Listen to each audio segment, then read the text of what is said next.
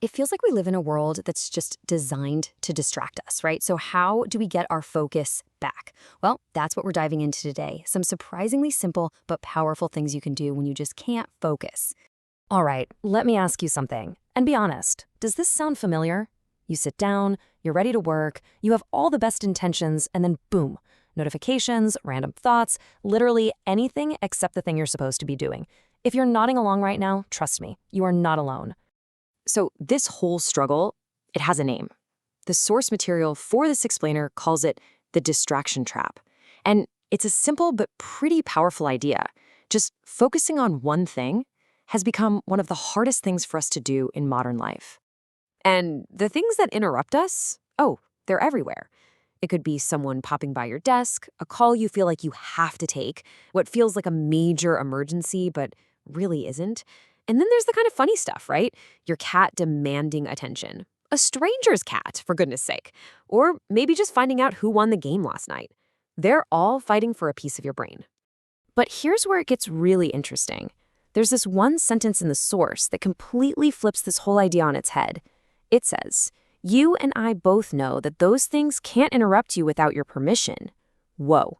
Think about that for a second. That's a huge shift in perspective. What that really means is every time you get distracted, you're basically given your consent. You're giving that interruption permission to come on in and take up space in your mind. It's not just happening to you. It means we have way more control than we might think.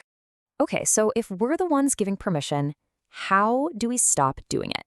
Well, that leads us straight into our first big solution. Let's call it the art of elimination. And to show you how this works, the author shares a really great personal story. See, everyone in his life, we're talking friends, family, even his students, they were all telling him the same thing. You've got to start making YouTube videos. It's the perfect next step for you. And he didn't just dip his toe in the water. No, he dove in headfirst. He spent a ton of time and energy mapping out a strategy, recording videos, figuring out how to edit, the whole shebang. He was doing exactly what everyone said he should be doing. But pretty quickly, he hit a wall. He realized, wow, this is consuming way too much of my time and my attention. And the real problem? It was pulling him away from the things he actually loved and was good at. His writing, his podcasting, and creating his courses. So this struggle led him to ask himself this really simple but honestly profound question. And it's one you and I can totally borrow. He asked, what can I eliminate to make my life so simple that focusing becomes easy? And for him, the answer was obvious. He stopped focusing on YouTube. He just eliminated it. He took back his permission, his time, and his mental energy. This is such a great example of a bigger idea, right? We all do this. Over time, we just accumulate so much baggage. And I'm not just talking about physical stuff. It's those ideas we think we should be doing, projects that we're kind of over, and work that just doesn't fit with what we really want anymore. Okay, so eliminating things is a great strategy for our external world. But what about what's going on inside our heads? Well, that brings us to solution number 2, which is kind of a cool little brain hack. Let's call it the serotonin secret. So what on earth is serotonin? You've probably heard of it, but in a nutshell, it's a chemical your brain makes.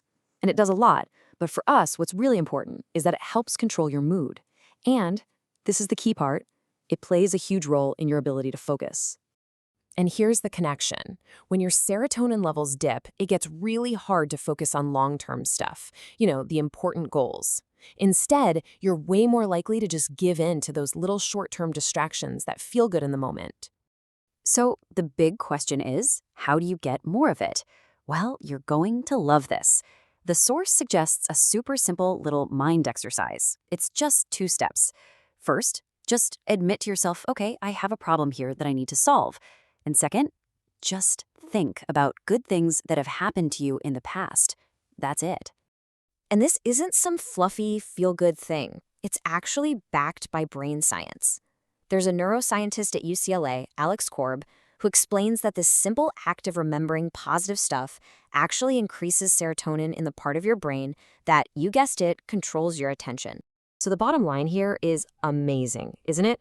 When serotonin goes up, your focus goes up. It's a direct connection. Pretty cool. All right, so we've got 2 big tools in our toolkit now, the art of elimination and the serotonin secret. So let's wrap this up and talk about the big picture here. what does it all mean for finding your own path back to focus? First, we need a little reality check. We've started to think that certain things are just normal when they're actually terrible for our focus. Let's be real. It is not normal to check your phone every 2 minutes. It's not normal to get sucked into gossip all the time. And it's definitely not normal to just be bored. So the big call to action here is to just reject that. Reject that normal. Instead, focus on your life. Figure out what actually matters to you, and then just do those things. And don't let yourself get sidetracked. Stay on your path. And that really brings us to the most important question of all. We've talked a lot about how to focus, but maybe the real work is figuring out what to focus on in the first place. So I'll just leave you with that thought. What really, truly matters to you?